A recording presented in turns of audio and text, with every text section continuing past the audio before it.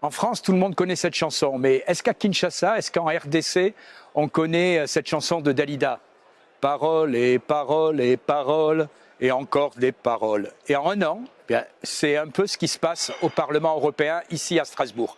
Puisque en un an, c'est le 4e débat en ce moment sur les violences en République démocratique du Congo.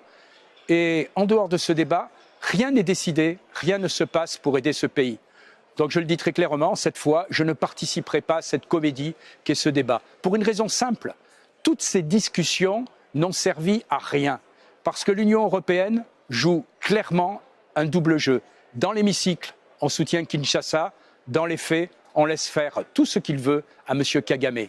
Ces discussions sont même contre-productives, puisqu'elles offrent un répit au Rwanda de Kagame.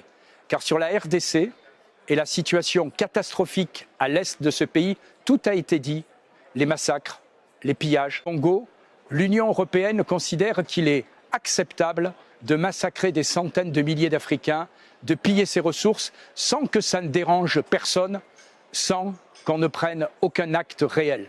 Rendez-vous compte, l'Union européenne n'a toujours pas annulé son accord de 2024 avec le Rwanda sur les approvisionnements en matières premières, alors que toute la communauté internationale a prouvé que ces matériaux rares sont volés par Kagame et le Rwanda à la population congolaise. Ce double jeu de l'Union européenne doit cesser. Cette hypocrisie devient inadmissible. Ça doit cesser immédiatement car ça commence vraiment à devenir suspect. Pourquoi tant de complaisance dans les institutions européennes pour Kigali?